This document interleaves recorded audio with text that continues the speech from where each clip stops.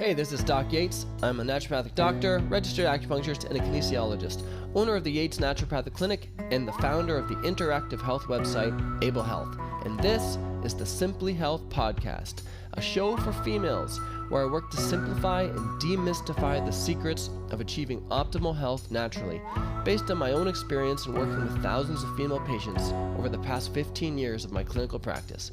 Welcome to Simply Health. Hey, this is Doc Yates, and welcome to the Simply Health Podcast today.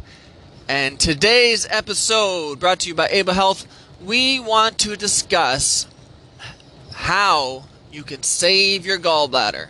So, for my audience, for perimenopause and menopausal females, in case you guys didn't know, in med school, there's a little thing that mnemonic to remember, the 3 F's for gallbladder stones, gallbladder issues.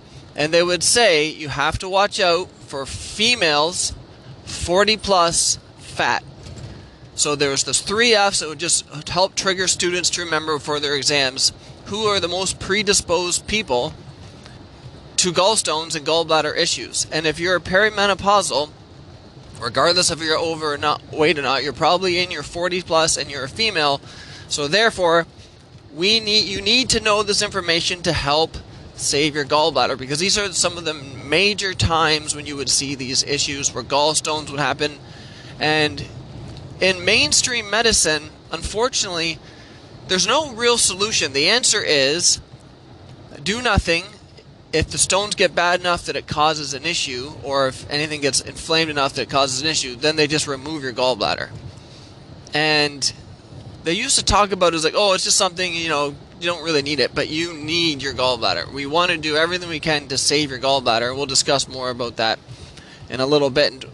Actually, you know what? Forget that. We'll discuss it right now. We'll explain what your gallbladder does. Okay, so your gallbladder. Your liver is always secreting something called bile. And this bile does a few purposes. One, it helps your body with the digesting fats, which means not just digesting fats, it also means digesting and absorbing fat-soluble vitamins like vitamin D, vitamin A, vitamin E. Having the bile and the bile acids in there helps your body with that. But it's also how your body detoxifies fat-soluble toxins from your liver. So your liver's secreting this back out through the bile, and it's supposed to be dumped out every time you go to the bathroom. So when you have your gallbladder removed, what happens is that instead of it's like this little kind of bag, and as the bile's all coming out of your liver, it stores up in this little bag called your gallbladder. And then when you eat something that you need more bile, so a meal with more fats, your body then gives it a little squeeze, releases the bile as it's needed, and then it helps with digestion that meal. When you don't have that, there's no storage area for the gallbladder, for the bile.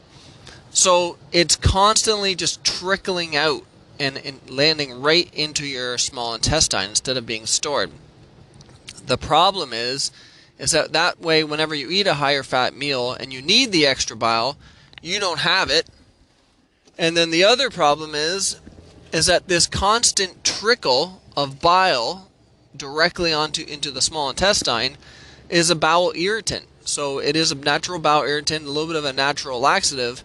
So for some people, it can lead to like irritation, they would call gastritis, symptoms of that, chronic diarrhea, chronic abdominal pain, because you no longer have your gallbladder. So sometimes it's kind of out of the frying pan into the fryer, because now you're not getting gallbladder attacks anymore because they removed it, but then after a while you're getting these chronic other digestive issues. So the main goal is going to be, what can we do to prevent you from having gallbladder issues in the first place? Prevention is always the key. So I first started looking into this more when I was a student, and I had a colleague, and he was doing a study on the effect of an herb called gentian on gallstones. And he found that in that study they were able to dissolve gallstones by giving a client gentian. And then I started thinking, well, if that can do it, I'm sure there's a lot of other things that can dissolve gallstones as well. And also, why is it always these people? Why is it always females, 40s, and fat? Why does that mnemonics stand out? Because what is happening during that time? And what is happening during that time is these hormone changes. So, as we've talked about in previous podcasts, the hormone changes that are happening with perimenopause is that your progesterone starts to decrease, and estrogen either is staying the same or sometimes it's too high. In either one of these cases, it's called estrogen dominance. When you have too much estrogen, what happens is that the bile starts to get oversaturated with cholesterol. And that oversaturation of cholesterol in your bile leads to these cholesterol stones. And these cholesterol stones are become gallstones. So when they start getting too many gallstones, they block up and they blocked the bile duct so you can't empty the bile as needed. Hence, they remove your gallbladder.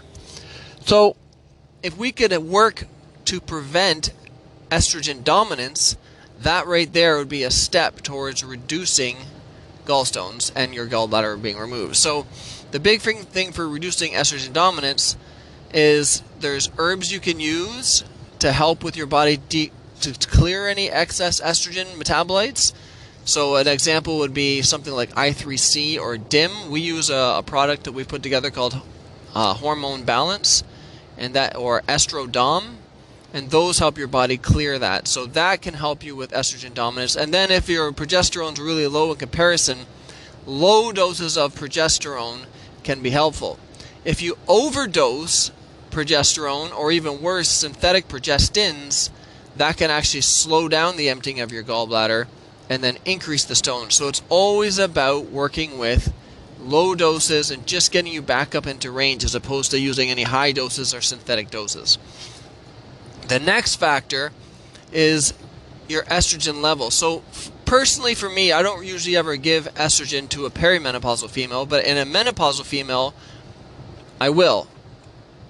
What they have found is that so if you're using hormone replacement therapy and you're using oral estrogens, which is something I always advise never to do, oral estrogen therapy can increase this estrogen dominance and increase the estrogen effect on the liver.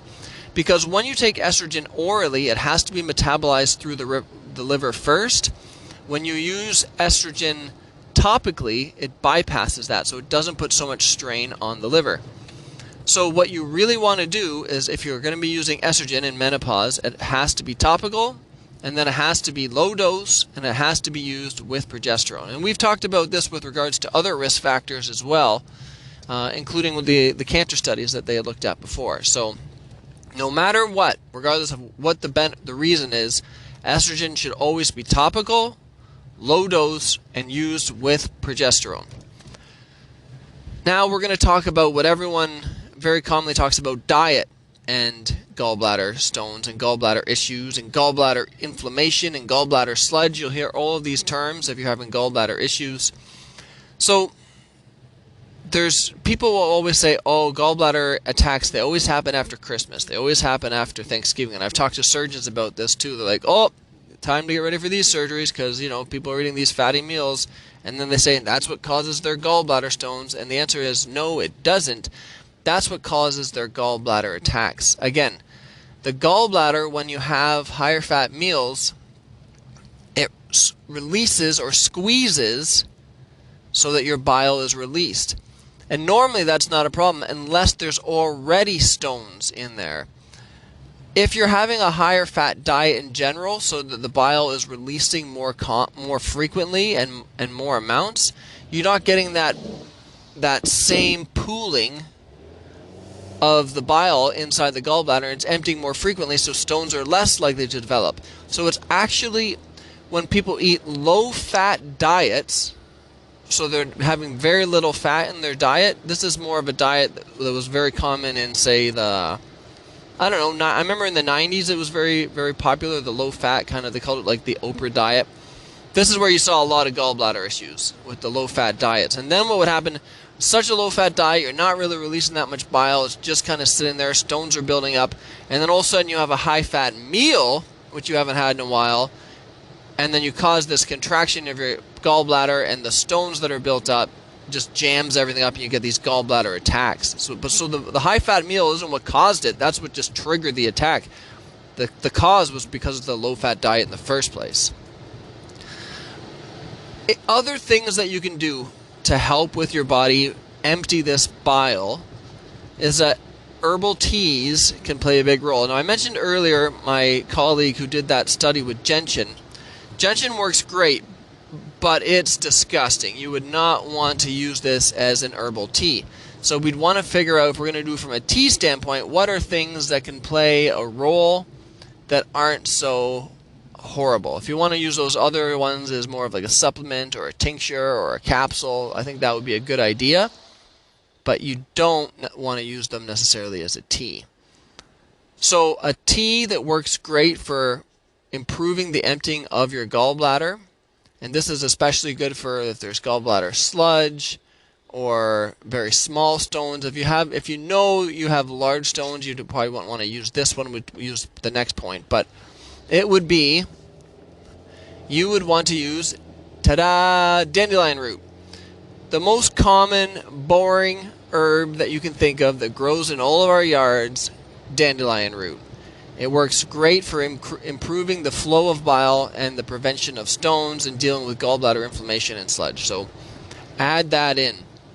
The other thing that can actually help break down these stones is more bile acids. So you can buy bile acids and you take those with meals. It'll help you digest those meals, and it can also be taken up by the body to improve the breakdown of any sludge or any gallstones.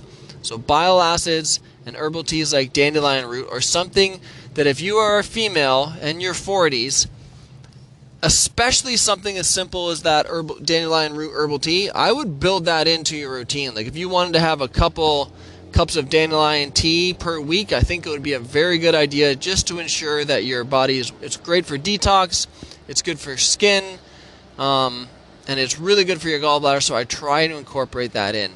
As if you probably haven't noticed, I'm always pushing people to try to get them to use different herbal teas so that you can get the benefit of the tea while hydrating yourself at the same time. And dandelion root tea, so easy to find. Any health food store, or even any grocery store with a health food section will have it. So grab some of that and incorporate it. Sometimes people mix it with their coffee. Sometimes they use it as a coffee replacement. Please check it out. Just because it's everywhere and basic, don't overlook it for a more exotic herb. So I hope this information was helpful. In the next podcast, we're going to discuss what to do if you've already had your gallbladder removed, and then how can you work to reduce any symptoms associated with that and improve your health. So this is Doc Yates, signing off. Thanks for tuning in to Simply Health. If you want to learn more about health, check out Able Health. If you want to see some of the other projects that I've been working on in health, business, music, and life, please check out the links below.